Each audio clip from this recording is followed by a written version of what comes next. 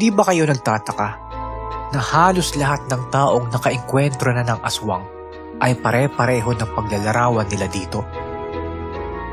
Ganon din kasi ang pagkakakwento ng mga kamag-anak namin sa probinsya ng Aklan, sa barangay malapit sa Magubahay, kung saan napabalitang madaming mga aswang.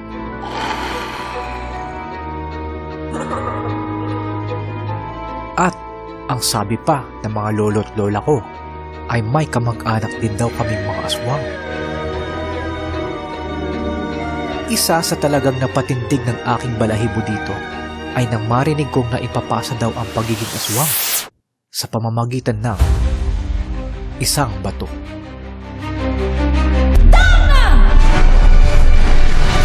Parang ganun na nga. Aaminin ko na naniniwala naman ako na parang hindi. Kasi hindi pa naman ako nakakakita ng aswang sa personal. Hanggang sa naranasan ko at ng aking nakakatandang kapatid ang isang nakakakilabot na karanasan patungkol sa itim na bato.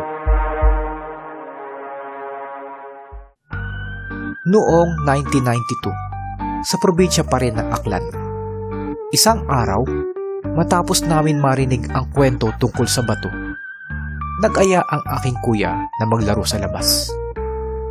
Doon, malapit sa bahay namin, pero medyo magubat na lugar, ang napili naming puntahan.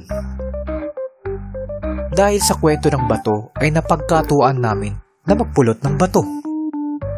Inumpisahan ni kuya na magpulot ng bato habang kami ay naglolokohan. Hehe, tingnan nga natin kung bato nga ito. Sabi ni kuya. Pinisil niya at sinubukang durugin ito. Tigas! Bato! Bato nga! Hehe! Sabi ni kuya nang nakabungis-ngis na parang loko-loko. Pumulot pa siya ng mga bato at paulit-ulit niyang sinubukang durugin ang mga ito. Tuwang-tuwa siya sa tuwing pinipisil ang mga batong pinupulot niya. Tigas! Bato rin ito! Bato! Hehehe! Nasiyahan ako nung pinapanood ko siya. Kaya ginaya ko rin siya.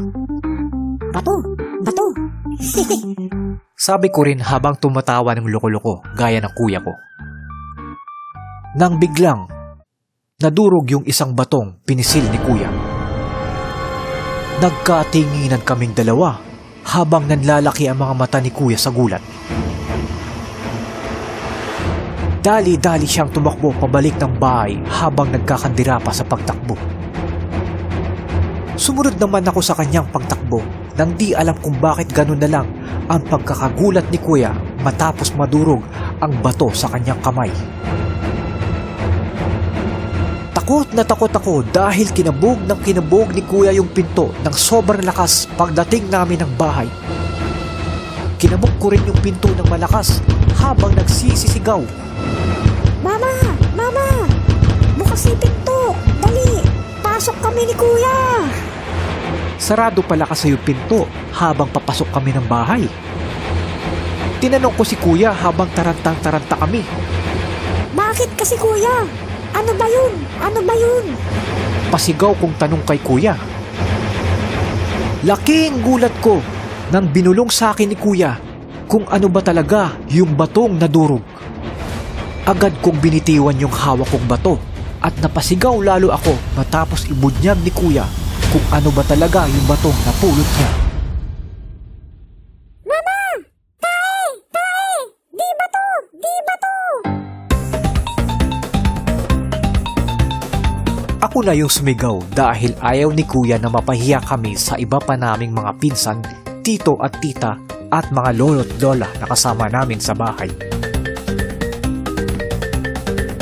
Hay! Di ko akalain na yung bato pala ay tae ng pusa na ilang araw nang nakabilad sa init ng araw. Hanggang ngayon, sa tuwing nakakakita ako ng itim na bato, ay naaalala ko pa rin kung paano kami kilabutan ni kuya nang minsan kaming makahawak ng itim na bato.